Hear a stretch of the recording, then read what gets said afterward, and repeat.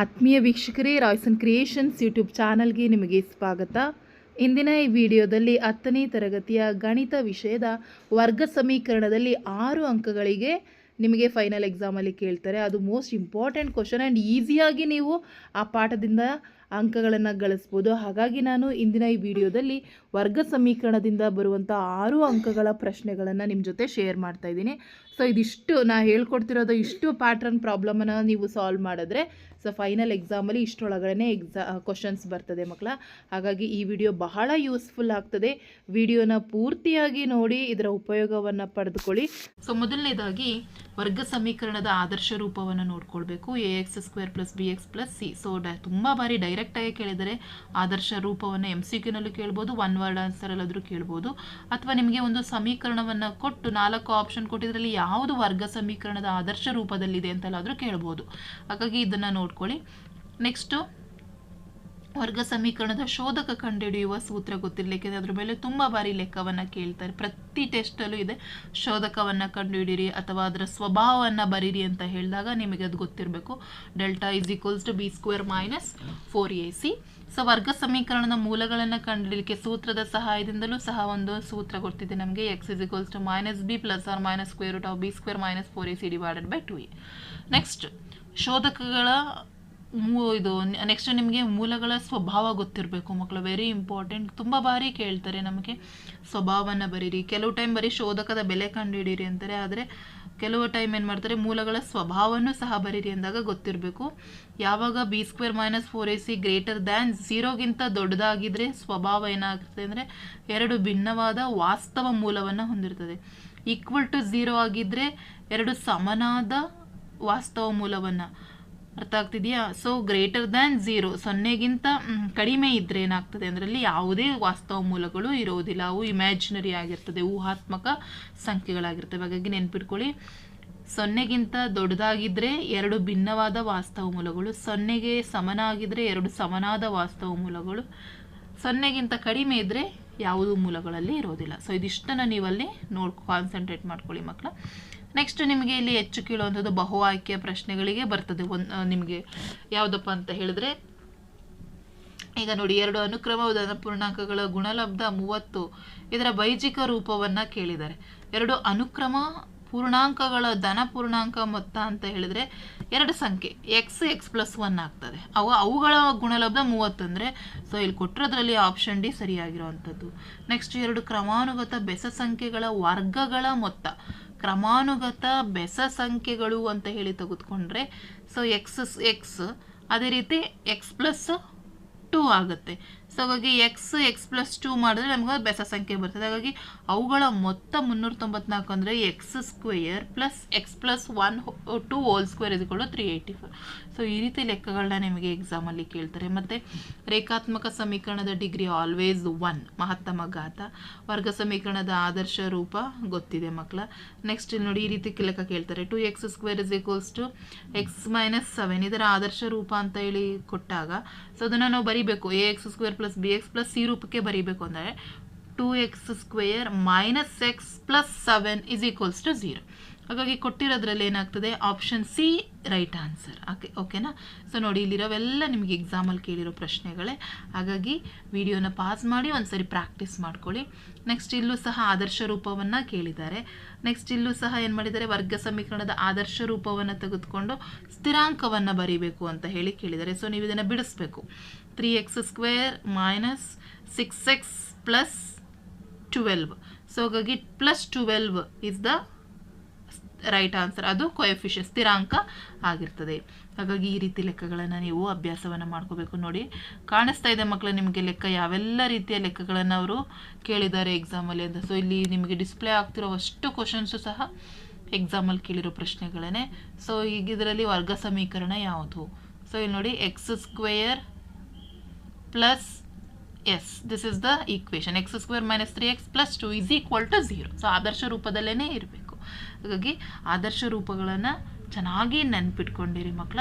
Next ಇಲ್ಲಿ ಸಮೀಕರಣದ ಮೂಲವನ್ನು ಕೇಳಿದ್ದಾರೆ. ಸೊ ಇಲ್ಲಿ ಸ್ವಲ್ಪ ಒಂದು ಸ್ಟೆಪ್ ಎಕ್ಸ್ಟ್ರಾ ಮಾಡಬೇಕು. ಏನಂತ ಹೇಳಿದ್ರೆ ಏನೂ ಇಲ್ಲ ಮಕ್ಕಳ, ಸರಿ ಇಲ್ಲಿ ಏನಿಲ್ಲ, ಡೈರೆಕ್ಟಾಗಿ ಬರ್ಬೋದು. X minus 3 is equal to 0, x plus 2 is equal to 0. ಹಾಗಾಗಿ ಎಕ್ಸ್ ಪ್ಲಸ್ 3 ಬರುತ್ತೆ, ಇನ್ನೊಂದು ಎಕ್ಸ್ ಮೈನಸ್ 2 ಬರುತ್ತೆ. ಹಾಗಾಗಿ ಆಪ್ಷನ್ ಬಿ ಸರಿಯಾದ ಉತ್ತರ. ನೆಕ್ಸ್ಟ್, 2 ಅನುಕ್ರಮ ಪೂರ್ಣಾಂಕಗಳ ಮೊತ್ತ 27 ಆದರೆ ಪೂರ್ಣಾಂಕವನ್ನು ಕಂಡುಹಿಡಿಯಿರಿ. ಸೊ 2 ಅನುಕ್ರಮ ಪೂರ್ಣಾಂಕಗಳ ಮೊತ್ತನೇ 27 ಅಂತ ಹೇಳ್ತಾ ಇದ್ದಾರೆ. ಸೊ ಹಾಗಾಗಿ ನಮಗೆ ಸಿಗುವಂತಹದ್ದು ಆನ್ಸರ್ ಏನಾಗ್ತದೆ ಅಂದರೆ, so you will get the answer B is the right answer.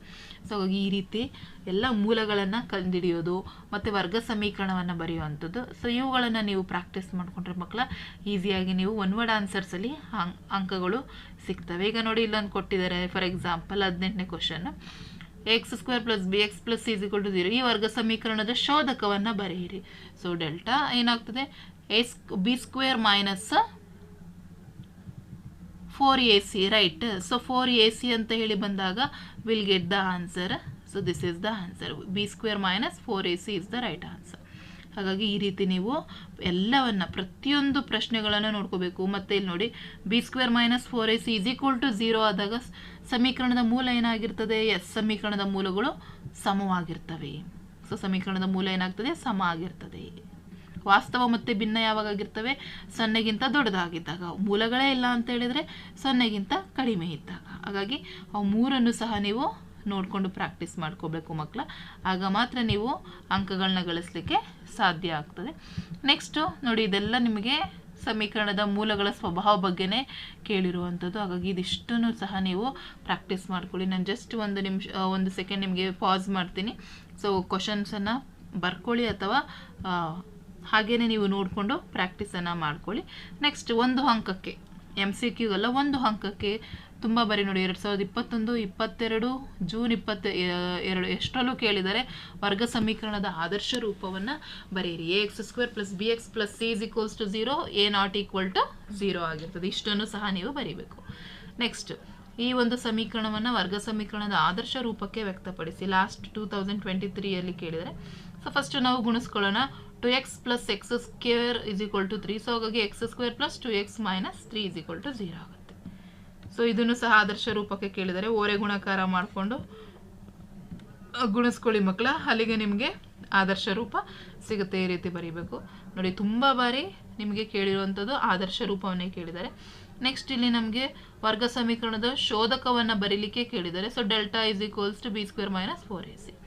So ಇಲ್ಲಿ ಶೋಧಕವನ್ನು ಬರೀಲಿಕ್ಕೆ ಹೇಳಿದರೆ. ಹಾಗಾಗಿ delta is equal to b square minus 4ac. Therefore b ಅಂತ ಹೇಳಿದರೆ ಕ್ಯೂ ಸ್ಕ್ವೇರ್ ಆಯಿತು, ಆ್ಯಂಡ್ 4 ಎ ಅಂದರೆ ಪಿ, ಆರ್ ಸಿ ಅಂದರೆ ಆರ್. ಸೊ ಹಾಗಾಗಿ ಪ್ಲಸ್ 4p ಆರ್ ಆಯಿತು. ನೆಕ್ಸ್ಟ್, 2019ನಲ್ಲೂ ಸಹ ಈ ಒಂದು ವರ್ಗ ಸಮೀಕರಣಕ್ಕೆ ಶೋಧಕದ ಬೆಲೆ ಕಂಡುಹಿಡಿಯಲಿಕ್ಕೆ ಹೇಳಿದ್ದಾರೆ. So b square minus 4ac value substitute ಮಾಡಿದ್ರೆ ವಿಲ್ ಗೆಟ್ -8. ಹಾಗಾಗಿ ಶೋಧಕವನ್ನು ಕಂಡುಹಿಡಿಯೋದನ್ನ ಮಾತ್ರ ಮರೀಲೇಬೇಡಿ ಮಕ್ಕಳ. ವೆರಿ ಇಂಪಾರ್ಟೆಂಟ್, ಪ್ರಾಕ್ಟೀಸ್ ಮಾಡಿ. ಇವನ್ ನೋಡಿ, 2023ನಲ್ಲಿ ಮಾಡೆಲ್ ಕ್ವಶನ್ ಪೇಪರಲ್ಲೂ ಕೇಳಿದ್ದಾರೆ, ಏಪ್ರಿಲಲ್ಲೂ ಕೇಳಿದ್ದಾರೆ. ವರ್ಗ ಸಮೀಕರಣದ ಶೋಧಕವನ್ನು ಕಂಡುಹಿಡಿಯಿರಿ. ಸೊ ಇಲ್ಲಿ ಎ ಬೆಲೆ 1, ಬಿ ಬೆಲೆ -2, ಸಿ ಬೆಲೆ -3. ಹಾಗಾಗಿ ಸೂತ್ರ B square minus 4ac. So B ಅಂದರೆ -2 ಹೋಲ್ ಸ್ಕ್ವೇರ್, -4 ಇಂಟು ಬಿ ಬೆಲೆ 1, ಎ ಬೆಲೆ ಬಂದು ಸಿ ಬೆಲೆ -3. ಹಾಗಾಗಿ 4 + 12 16 ಆಯಿತು. ಸೊ ಇಲ್ಲಿ ಡೆಲ್ಟಾ ಏನಾಯಿತು, ಗ್ರೇಟರ್ ದ್ಯಾನ್ 0 ಆಯಿತು. ಹಾಗಾಗಿ ಅಲ್ಲಿ ಏನಾಗಿದೆ, 2 ಭಿನ್ನವಾದ ವಾಸ್ತವ ಮೂಲಗಳನ್ನು ಹೊಂದಿದೆ. ನೆಕ್ಸ್ಟ್ ಇಲ್ಲಿ ಮಾಡಿ, ಇಲ್ಲಿ -7 ಇಲ್ಲಿ ವಾಸ್ತವ ಮೂಲಗಳೇ ಇಲ್ಲ. ಸೇಮ್ ಅದೇ ರೀತಿ ಲೆಕ್ಕವನ್ನು ಇಲ್ಲಿ ಬಿಡಿಸ್ಲಿಕ್ಕೆ ಪ್ರತಿ ವರ್ಷವೂ ಸಹ ಇದೇ ರೀತಿ ಪ್ರಶ್ನೆಯನ್ನು ಕೇಳಿದ್ದಾರೆ ಮಕ್ಕಳ. ಹಾಗಾಗಿ ನೀವು ಪ್ರಾಕ್ಟೀಸ್ ಮಾಡೋದನ್ನು ಮರಿಲೇಬೇಡಿ. ಈ ರೀತಿ ಪ್ರಶ್ನೆಗಳನ್ನೇ ನೀವು ಹೆಚ್ಚು ಪ್ರಾಕ್ಟೀಸ್ ಮಾಡಲೇಬೇಕಾಗ್ತದೆ. ನೆಕ್ಸ್ಟ್, ಈಗ ನೋಡಿ, delta is equal to b square minus 4ac is equal to 0 ಅಂತ ಹೇಳಿದರೆ ಯಾವಾಗಲೂ ಸ್ವಭಾವ ಸಮ ಮತ್ತು ವಾಸ್ತವವಾದ ಮೂಲಗಳನ್ನೇ ಹೊಂದಿರ್ತದೆ. ನೆಕ್ಸ್ಟ್, ಇಲ್ಲಿ ಒಂದು ಮೂಲ ಕೊಟ್ಟಿದ್ದಾರೆ, ಇನ್ನೊಂದು ಮೂಲ ಕಂಡುಹಿಡಿಯಲಿಕ್ಕೆ ಕೇಳಿದ್ದಾರೆ. Very easy. X is equals to -3. See ನೋಡಿ, ಎಷ್ಟು ಡೈರೆಕ್ಟ್ ಆಗಿ ಒಂದು ಮೂಲ ಕೊಟ್ಟಿದ್ದಾರೆ ಆಲ್ರೆಡಿ -4, ಇನ್ನೊಂದು ಮೂಲ -3 ಆಯಿತು. ನೆಕ್ಸ್ಟ್, ಈ ಸಮೀಕರಣದ ಮೂಲ ಕಂಡುಹಿಡಿಯಲು ಕೇಳಿದ್ದಾರೆ. X is equals to 1, x is equals to -3. ಅರ್ಥ ಆಗಿದೆಯಲ್ಲ? ಸೊ ಇಂಥದ್ದೆಲ್ಲ ನಿಮಗೆ ಒನ್ ವರ್ಡ್ ಆನ್ಸರ್ಸಲ್ಲಿ ಕೇಳ್ತಾರೆ. ನೆಕ್ಸ್ಟ್ 2 ಮಾರ್ಕ್ಸಿಗೆ ಬಂದರೆ ಹೇಳಿದರೆ, ನಿಮಗೀಗ ಒಂದು ಸಮೀಕರಣವನ್ನು ಕೊಟ್ಟು ಅದರ ಆದರ್ಶ ರೂಪದಲ್ಲಿ ಬರೀಲಿ ಅಂತ ಕೇಳ್ಬೋದು, ಅಥವಾ ಹೆಚ್ಚಾಗಿ ನಿಮಗೆ ಕೇಳುವಂಥದ್ದು ಮಕ್ಕಳ, ಅಪವರ್ತನ ವಿಧಾನದಿಂದ ಸಮೀಕರಣದ ಮೂಲವನ್ನು ಕಂಡುಹಿಡಿಯಿರಿ ಅರ್ಥ ಆಗ್ತಾ ಇದೆಯಾ? ಅಪವರ್ತನ ವಿಧಾನ ಅಂತ ಹೇಳಿದ್ರೆ ನಮ್ಗೆ ಗೊತ್ತಿದೆ, ಗುಣಿಸಿದ್ರೆ 12 ಬರಬೇಕು, ಕೂಡಿಸಿದ್ರೆ 7 ಬರಬೇಕು.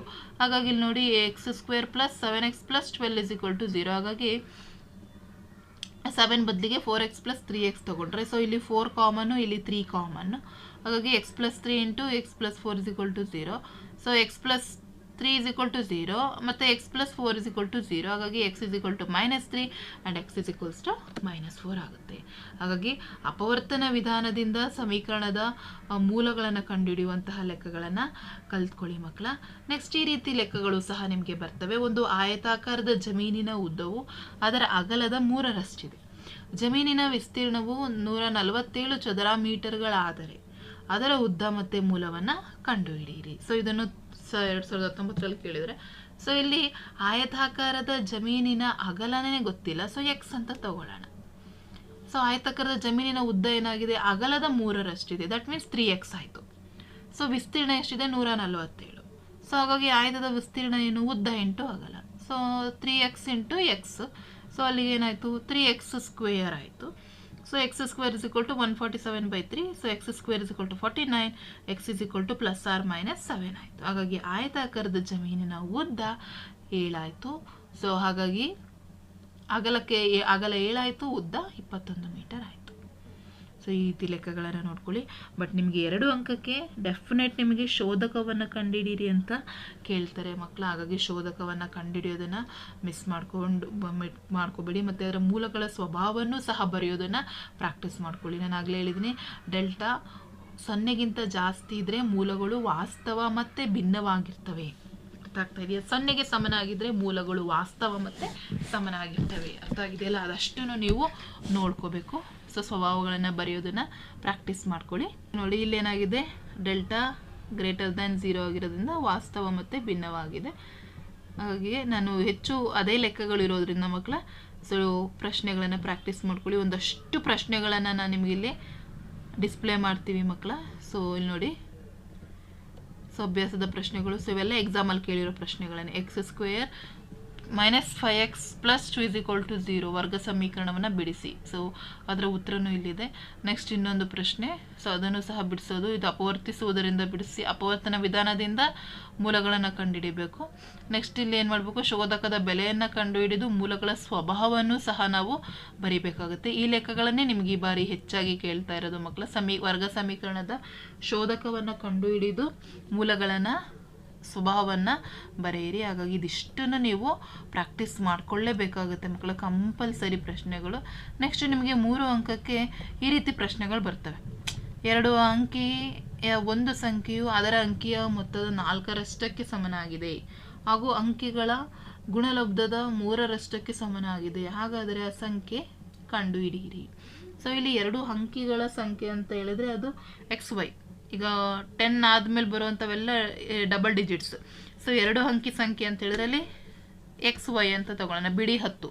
ಹಾಗಾಗಿ ಆ ಸಂಖ್ಯೆಗಳ ಏನಾಗಿದೆ ನೋಡಿ ಮಕ್ಕಳ, ಆ ಅಂಕಿಗಳ ಮೊತ್ತದ 4ರಷ್ಟಕ್ಕೆ ಸಮನಾಗಿದೆ ಹಾಗೂ ಅಂಕಿಗಳ ಗುಣಲಬ್ಧ 3ರಷ್ಟಕ್ಕೆ ಸಮನಾಗಿದೆ. ಸೊ ಹಾಗಾಗಿ ಆಗ ಆ ಸಂಖ್ಯೆ ಏನಾಗ್ತದೆ, 10x + y ಆಗಿರ್ತದೆ. ಹಾಗಾಗಿ 2 ಅಂಕಿಗಳ ಮೊತ್ತ x + y ಆಯಿತು.